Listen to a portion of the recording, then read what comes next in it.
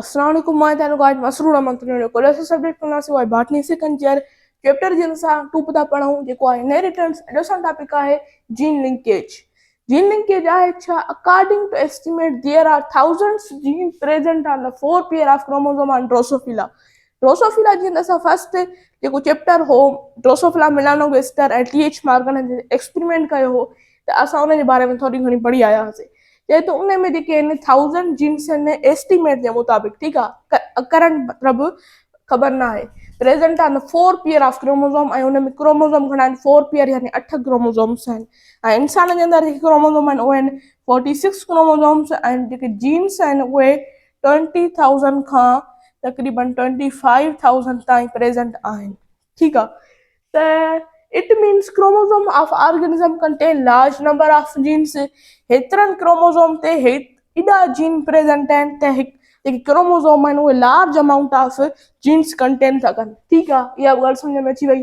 According to chromosomal theory of inheritance first chapter जेको हो सॼो इन जे बारे में हो chromosomal theory of inheritance each gene inherited by chromosome हर जीन इनहेरिट थियो आहे प्रेजेंट आहे क्रोमोसोम ते जीन ऑन क्रोमोसोम जेके जीन क्रोमोसोम ते मौजूद आहिनि are present in linear manner straight line यानी कि ही ॾिसो हिकिड़ो क्रोमोसोम आहे हिन ते A B C D E F G A small B small C small D E F G ठीक आहे अहिड़ी तरह हिन वटि जीन मौजूद आहिनि ठीक आहे स्ट्रेट लाइन में मौजूद आहिनि हिकु लीनियर मैनर में मौजूद आहिनि ठीक आहे गिरियो हितां gene on chromosome the tendency of gene एडी टेंडेंसी जीन्स जी located in the same chromosome सब हिकड़े क्रोमोसोम ते मौजूद हुजन to remain together is called gene linkage ऐं ये हिक ॿिए सां गॾु था रहनि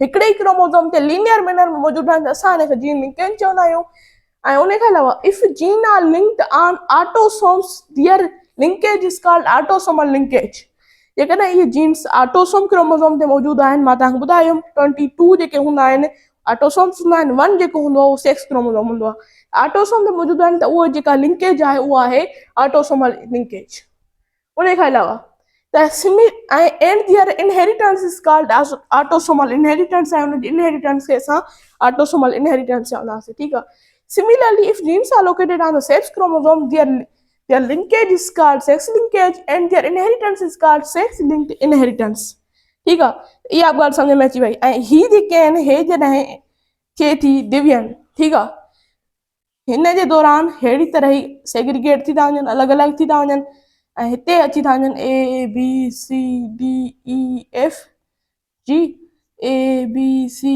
डी ई एफ जी ठीक आहे अहिड़ी तरह अची था वञनि त असां हिनखे जीन लिंकेज चवंदासीं स्ट्रेट लाइन में मौजूदु आहिनि इनहेरिटेंस जे दौरान बि गॾु गॾु था रहनि ईअं नथो थिए त ई स्मॉल हिते अची वञे ऐं ई कैपिटल हिते अची वञे ईअं नथो थिए साॻे जीअं आहिनि उअं ई इनहेरिट मतिलबु थियनि था ठीक आहे हाणे हलूं था अॻिते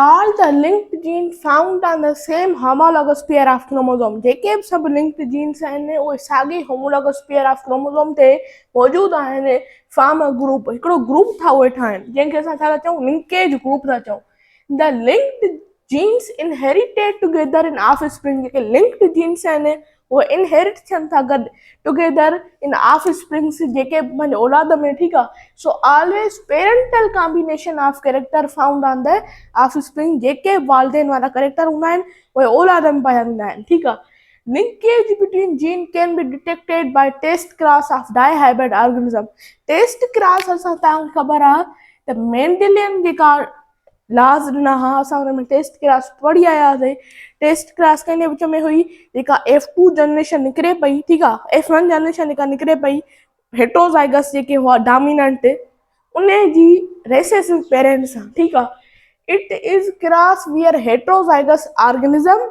of true trait is back cross with recessive parent साॻी ॻाल्हि लिखियल आहे if the result will come following ratio जेकर रिज़ल्ट अहिड़े क़िस्म जे रेशो में अचे थो then the linkage will be determined more easily the linkage खे असां जल्दी डिटरमाइन करे सघूं था number 1 if parental and non-parental combination occur in offspring, जेकॾहिं वालदेन वारा ऐं जेके वालदेन खां अलावा आहिनि ॿिया करेक्टर उहे ॿई कॉम्बिनेशन में ऑफस्प्रिंग में पाया वञनि था। हाणे ईअं सम्झ में तव्हांखे न ईंदी, हिकिड़ो वालदेन हो T capital B capital T small B small, ठीकु आहे। हाणे इंडिविजुअल कहिड़ो निकितो, heterozygous T capital T small B capital ऐं बी स्मॉल, ठीकु आहे। इहो निकिती F1 जनरेशन। हाणे इन में जेकॾहिं असां गेमेट कढूं था त हिकिड़ो निकिरे थो टी कैपिटल बी कैपिटल, ॿियो थो निकिरे टी कैपिटल ऐं उन खां अलावा बी स्मॉल, ऐं ॿियो थो निकिरे T small T small B capital. हाणे हिननि मां तव्हां ॾिसी सघो था त कहिड़ा पेरेंटल आहिनि कहिड़ा नॉन पेरेंटल आहिनि। त असां चई सघूं था हीअ बि पेरेंटल आहे, छाकाणि त हीअ हिते मौजूदु आहे। टी स्मॉल बी स्मॉल बि पेरेंटल आहे, पर हीअ ॿई जेके आहिनि न इहे ॿई नॉन पेरेंटल आहिनि। हाणे ॿ पेरेंटल ॿ नॉन पेरेंटल, इहा कॉम्बिनेशन थी वई। जेकॾहिं अहिड़ी तरह पाया वञनि था ऑफस्प्रिंग में, then there will be no linkage between genes, त उते लिंकेज न हूंदी जीन्स जी, ठीकु आहे। If more parental type less non parental type appear, जेकॾहिं वालदेन वारा घणा करेक्टर हुजनि ऐं जेके ॿाहिरियां आहिनि नॉन पेरेंटल आहिनि उहे घटि हुजनि, यानी कि हिते 2:2 आहे न, ॿ जेके आहिनि पेरेंटल आहिनि ऐं ॿ जेके आहिनि नॉन पेरेंटल। हाणे असां पेरेंटल वधाए छॾियूं त हिकिड़ो असां हिनखे खुटाए था छॾियूं नॉन पेरेंटल खे। हाणे अची वियो 2 पेरेंटल 1 नॉन पेरेंटल। अहिड़े क़िस्म जो जेकॾहिं रेशो हुजे थो, ठीकु आहे, हीअ नंबर 2 आहे, ठीकु आहे। पेरेंटल घणा आहिनि 2:1 आहे, ठीकु आहे। इट शो पार्शियल लिंकेज, त इहे कहिड़ी लिंकेज शो कंदा, पार्शियल लिंकेज शो कंदा। Number 3, if only parental type appear, जेकॾहिं सिर्फ़ पेरेंटल वारा टाइप अपीयर थियनि था अहिड़ी तरह सां, ठीकु आहे, इट शो कंप्लीट लिंकेज, त पोइ इहे कंप्लीट लिंकेज शो कनि था। नॉन पेरेंटल हिकु बि न हुजे, पेरेंटल ई सभु हुजनि। In Mendelian dihybrid cross, when linkage was not considered as phenomena, the result will parental and non-parental combination in the ratio of 9:3:3:1। त मेंडेलन जेको डायहाइब्रिड क्रॉस कयो, तव्हांखे उनजो रेशो ख़बर आहे 9:3:3:1 आयो। त उन में कुझु जीअं असां कयासीं टाल राउंड ऐं ड्राफ रिंकल, अहिड़े क़िस्म जा प्लान खे असां कयोसीं क्रॉस। त उन में हिकिड़ा आया हुआ टाल राउंड, ॿिया आया ड्राफ रिंकल। उन सां गॾु टाल रिंकल बि आया ऐं ड्राफ राउंड बि आया। त इहे ॿई जेके आया न, इहे नॉन पेरेंटल हुआ, इहे कॉम्बिनेशन में अची विया, त हिन रेशो में आया, ठीकु आहे। In the case of linked gene of dihybrid cross, the result will be only parental combination in the ratio of 3:1। जेकॾहिं जेके इहे लिंक्ड जीन्स आहिनि उहे डायहाइब्रिड क्रॉस में रिज़ल्ट अचे थी ऐं सिर्फ़ु पेरेंटल ई आहिनि, ठीकु आहे। पेरेंटल आहिनि कॉम्बिनेशन में, त उहो कहिड़े रेशो में हूंदा, 3:1 में हूंदा ऐं उन्हनि जे अंदरि लिंकेज हूंदी, ठीकु आहे। इहा थी वई कुझु ॻाल्हियूं। ऐं उन खां अलावा हाणे अचे थो मार्गन एक्सपेरिमेंट। त मार्गन तव्हांखे ख़बर आहे, चोडर मार्गन जेको हो, TH मार्गन, उन क्रोमोसोमल थ्योरी में कंट्रीब्यूटर हो ऐं उन फ्रूट फ्लाई मेलानोगेस्टर ड्रोसोफिला ते एक्सपेरिमेंट कयो ऐं उन पोइ कंक्लूजन इहो कढियो त जेको आई कलर हूंदो आहे ड्रोसोफिला जो, उहो X क्रोमोसोम ते मौजूदु हूंदो आहे, न कि Y क्रोमोसोम ते। त उन जो एक्सपेरिमेंट हिननि जे बारे में छा आहे, उहो छा थो चवे, अचो त उहो पढ़ो। हाणे आहे Morgan experiment. Thomas Hund Morgan was geneticist and was the contributor of chromosomal theory। TH Morgan studies karyotype of Drosophila। Karyotype छा आहे, arrangement of chromosome of Drosophila। He also studies 85 pair of contrasting character in fruit fly Drosophila। त जॾहिं त Mendel जेको हो उन 7 pair जेके आहे 7 कंट्रास्टिंग पेयर उहे ॾिठा हुआ पाइज़म प्लांट में, पर हिन ॾिठा आहिनि 85 पेयर। हिनखे इन करे सेकेंड मेंडल बि चयो वेंदो आहे।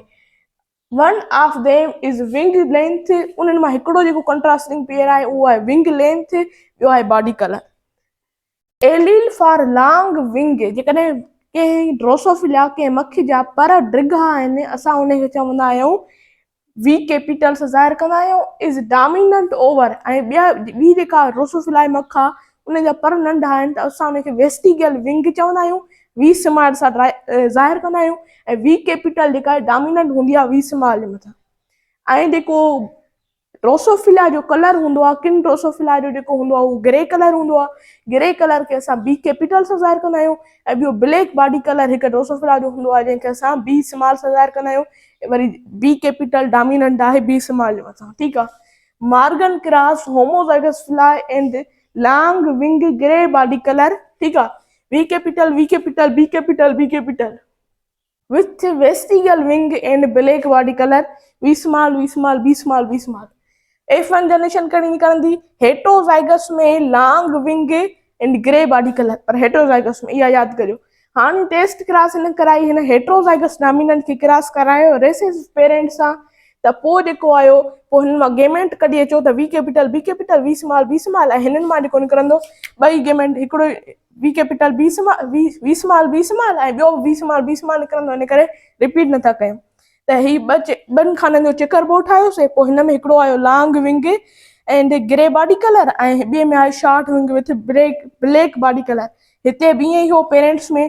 त पोइ छा थियो, all gene remain completely linked, त उहे सभई जीन जेके हा उहे लिंक्ड रहिया and no crossing over occur, crossing over न थी, ठीकु आहे। Occur then only two parental type will appear in the offspring equally. त इहे ॿई जेके हा उहे पेरेंटल टाइप हुआ, बिल्कुलु पेरेंट्स मां ई हुआ, उहे अपीयर थिया इक्वली, मतिलबु बराबरि मां, ठीकु आहे। हाणे हिते हिकिड़ो लफ़्ज़ अची वियो क्रॉसिंग ओवर। क्रॉसिंग ओवर आहे छा, अचो त उहो पढ़ो। हाणे आहे crossing over. However, linkage is not absolute and genes do not remain locked up in the same chromosome forever।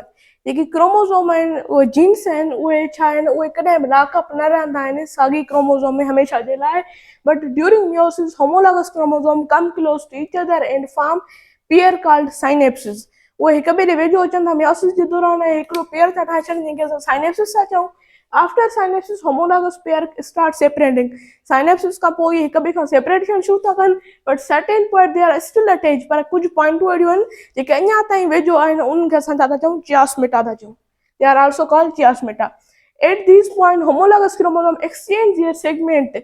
उन पॉइंट ते जेके होमोलॉगस क्रोमोसोम आहिनि उहे पंहिंजा इहो जेके सेगमेंट्स आहिनि उहे एक्सचेंज था कनि। पोइ असां इन खे ई त चवंदा आहियूं the exchange of chromosomal segment between homologous chromosome is called crossing over. त तव्हां ॾिसी रहियो आहियो त जेका चियास्मेटा आहे is form between non sister chromatids and crossing over also takes place in non sister chromatids. हे मां ॿ क्रोमोसोम ठाहिया, हिन जो क्रोमेटिड्स आहिनि, हिकिड़ी ते आहिनि T capital B capital T capital B capital, ॿियो आहे T small B small T small B small. हाणे छा थो थिए, ही ॿई क्रॉसिंग ओवर था थियनि।